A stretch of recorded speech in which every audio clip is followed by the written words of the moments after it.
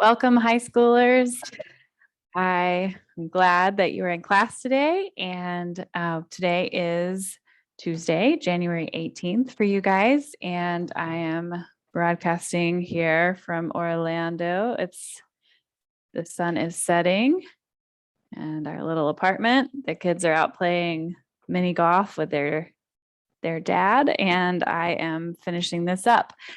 I just went through and recorded a whole long lesson for you guys and realized I wasn't screen saving. So I'm going to redo it. And if I seem to be rushing a little bit, you guys are welcome to pause if you ever need to discuss or slow down a little bit on your own. I am going to let you guys do a lot of this lesson as a group, as a class group. I think that's really good for you guys. And there's no reason why you can't do this. So I am putting the vocabulary review on the screen. Ms. Hart, if you would pause the video and the classmates can go around reading these words and giving the definitions. If they have any trouble pronouncing them, maybe you can give them a little help. Go ahead and pause now. Okay, hopefully you guys did the review of that and you're ready for your quiz. So Ms. Har, if you could pass those quizzes out and everybody make sure you put your name on them, and I'm going to put it on the screen for those of you who are at home, and you guys can go ahead and take your quiz and pause the video right now. Okay, welcome back. Hopefully you've got your quizzes all done and turned in and your names are on them. Everything's great.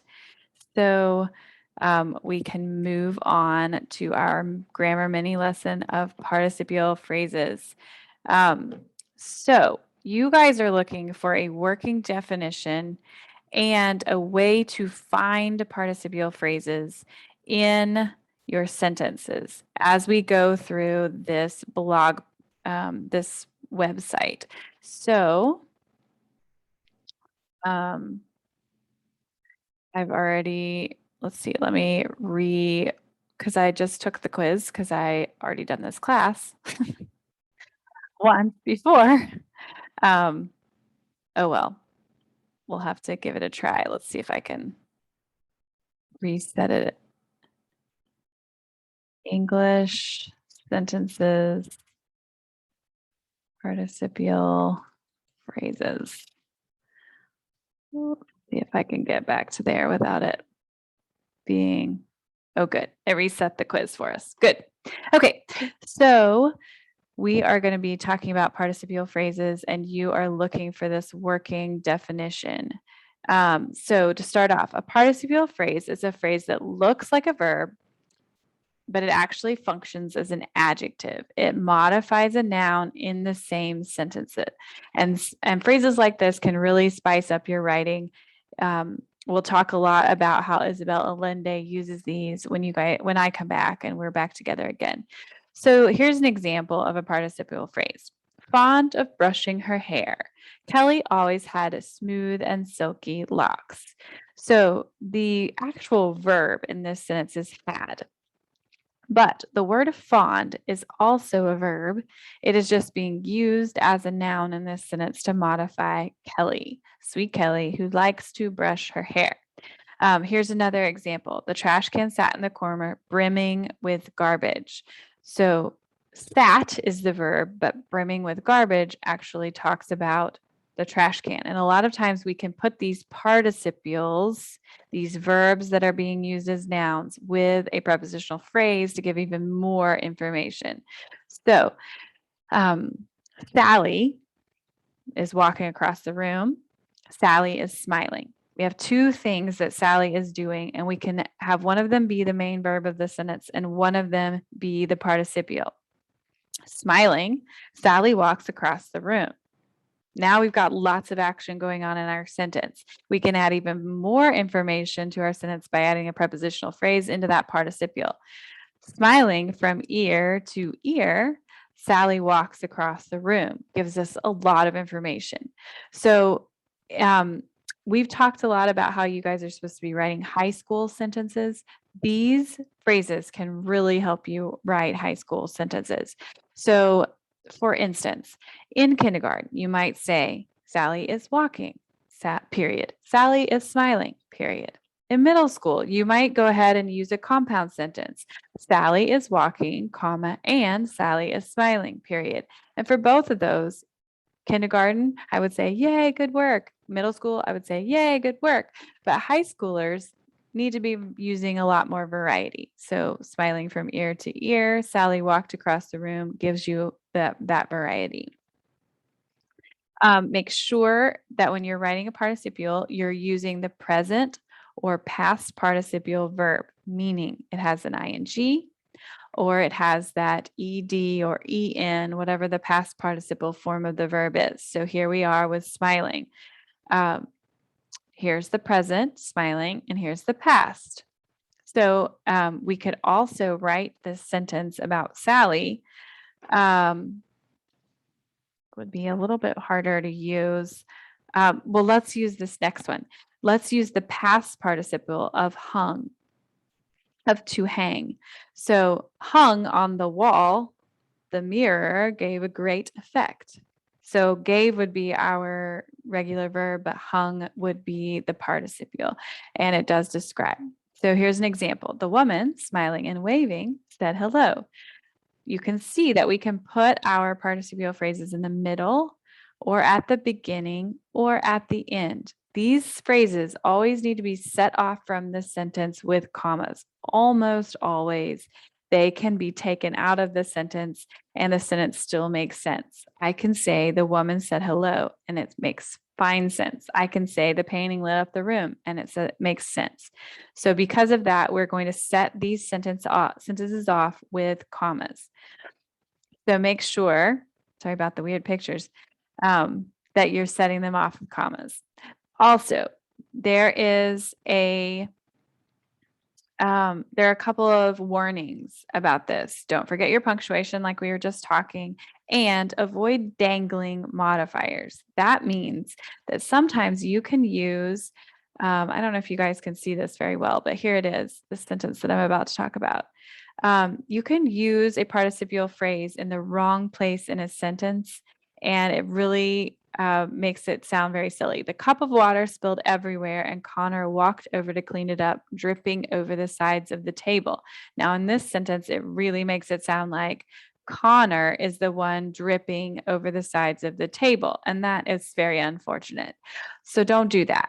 Make sure that your participial phrases are very close to the noun that it is talking about. So we want to change that to the cup of water spilled everywhere, dripping over the sides of the table, and Connor walked over to clean it up. Or even the cup of water dripping over the sides of the table, spilled everywhere, and Connor walked over to clean it up. So get that participial phrase close to the noun that it is modifying. All right, so we're not going to talk about gerunds right now.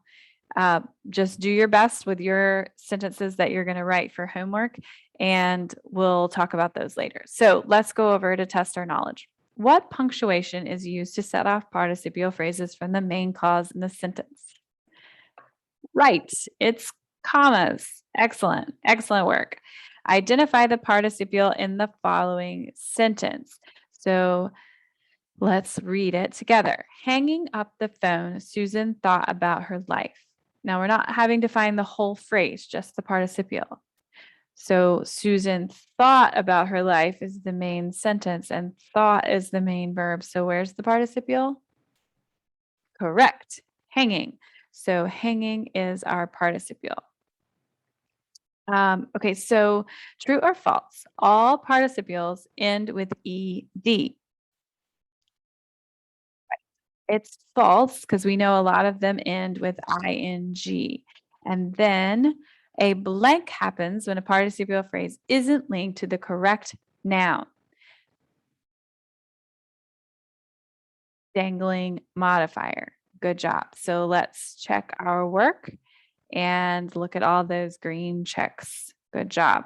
So well done on participial phrases. Okay, so now you guys, let's see if I can find my slideshow, are going to want to make sure that you've written down a working definition for participial phrase.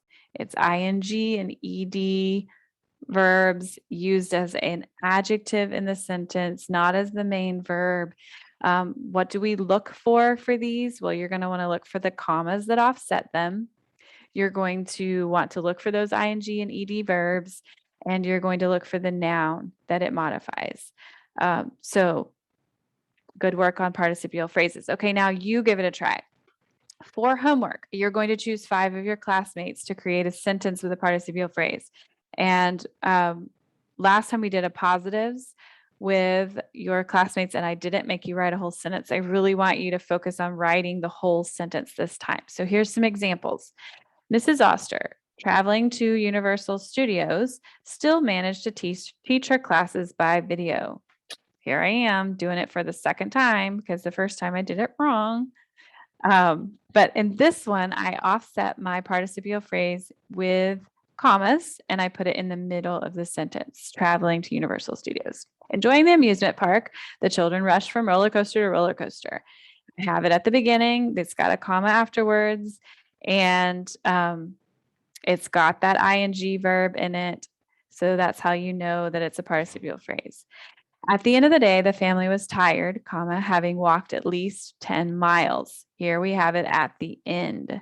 So it has a comma before it. So you guys, Ms. Har can pause the video. I want you guys to write a participial phrase, help each other out, make sure it has an ing verb or an ed verb, and that it modifies a noun and it's not the main verb in the sentence, and talk about it amongst yourselves. Figure out one, get one of your homework sentences done, and then you can put that aside and start the video back. All right, good work.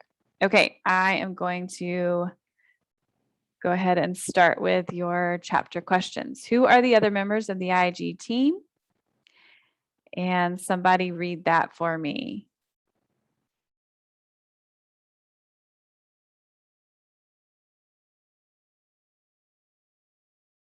Great. Describe Manaus. Somebody read this one for me.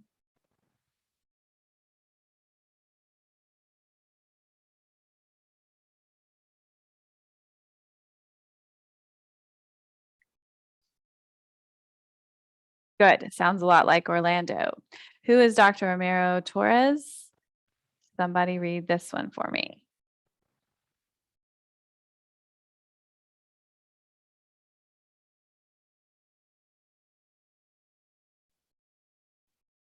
Good job. Why is the trip up the Rio Negro a true exercise in patience? It's slow. There's no boating at night. There's intense heat. And why does Allende begin to call Alex the American? This is up to you guys. We can talk more about it when I get back. I really want to hear your opinions on that one. How do the people in this area send and receive personal messages? And somebody read this for me.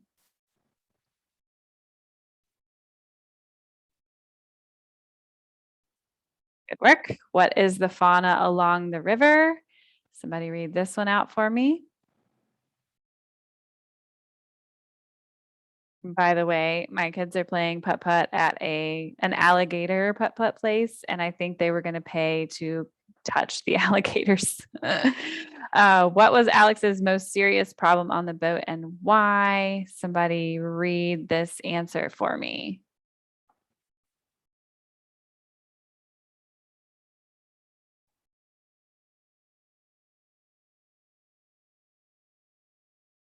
Good work. What animal brushed up against Alex on a swim? Not a shark, thank goodness. It was a dolphin. And what were the visible and secret activities of Santa Maria de la Lluvia? And that is coming up. Somebody read this for me.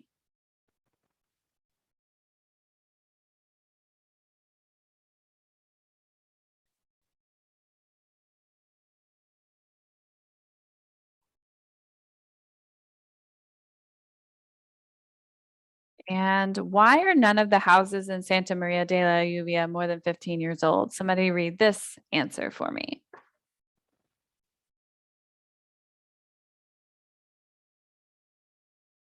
Okay, I want Ms. Hart to pause the video here and you guys share any anything that you guys have different in your answers or anything you want to add, go ahead and pause it now.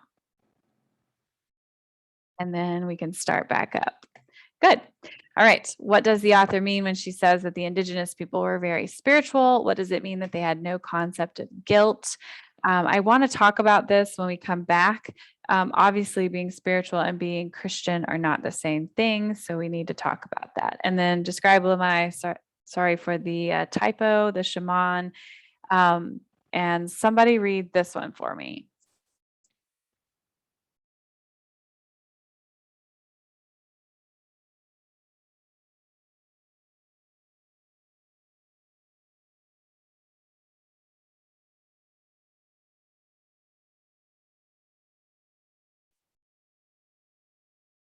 That word is pouches. Sorry. Good work. And what is Rahakanariwa? And this is the creepy spirit cannibal bird, the essence of evil. We now know what we're up against, who's the bad guy in this book. And what does the shaman predict? That several of the expedition will die. And what is El Dorado, the city of gold the conquistadors looked for? And I know you guys have heard of El Dorado before. I hope you have. This book is definitely focused on a lot of the myths of this area and the culture and the beauty of the Amazon rainforest. So you're going to hear lots of things that are really particular to this area. We don't believe what shamans believe, but there are shamans in this area. We're going to talk about them and kind of learn about this area. All right, so you guys are going to have a book discussion, and Ms. Har has a handout for you about Amazon rainforest fauna. You can tell it's getting darker. It was light while I was doing the first video, but not so much now. So you guys are going to pause the video, and you're going to go through your this rainforest handout and fill in the blanks, fill in the missing words using the word bank that I gave you. And then when you guys are all done, you can start the video back and then go through and pause it for each screen and make sure that you're correct on the words that you filled in. Okay, so you are welcome to work in pairs or to work as a whole group. You guys can read it out loud to each other or read it silently and just work on filling in those blanks as you have. Whatever you like to do and whatever is okay with Ms. Har. Go ahead and pause the video. Okay, welcome back. And I'm just going to go through these slides, and Ms. Hart, if you want to pause them wherever people need to fill in blanks, that's great. And I want to make sure that you guys have read this out loud. So if you have not read it out loud, go ahead and pause each screen and read it out loud now. And then you can pause this screen, and you can pause with this screen, and so forth.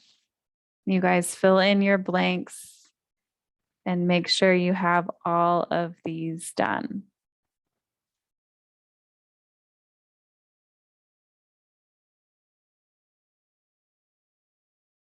Great. Okay, Ms. Har has this video on her computer, so she's going to turn me off for a minute and go back to this, and then she can find your place. And I'll finish up when you guys are done watching this video. This is just a fun video. Please take some notes on your note page about the fauna and maybe some of the animals that you hope to see in the book and those kinds of things. And be ready to talk about this next week when I get back. All right, go ahead and shut me off and watch the video and then come back. Okay, welcome back. All right, so on your syllabus, you have that a 5-paragraph essay is due on February 1st. I am changing this to a brochure, and you are going to use this template, which I will give you. I will email it to each of you, and you are going to fill in the template using a South American area. It can be a country, or it can just be an area. You could just pick a smaller area of one country. So you're going to have to do a little research to find out what area or country you want to use. And then I want you to talk about it like you would to a tourist or someone who is going to travel there. So this needs to be very persuasive to tempt someone to visit this area. It's not 5 paragraphs, but I am going to want you to write some paragraphs. So there's going to be at least 3 good paragraphs, informative paragraphs in your brochure. But I'm doing it with this format so that we can use some pictures as well. Some of your information will be in bullets, so you can use different kinds of information. We'll talk more about this next week, but I want you to get started this week and figure out where you're going to write about and maybe start gathering some of the facts. So in class next week, you should have chosen which country you're going to talk about and give us at least a hint of some of the places and things you're going to talk about in your brochure. I don't want everybody to choose the same area. I want us to be able to learn more about South America in this little experience, but you're also going to be doing some good writing and using your phrases and clauses that we've talked about in class. Okay, so your homework for this week is here. You are going to be reading chapters 6 through 8 of your book and filling in your vocabulary. You're going to be answering these questions. You're going to be writing those 5 sentences about your classmates, and you're going to be writing this journal entry. Who would you have go on an expedition with you and why?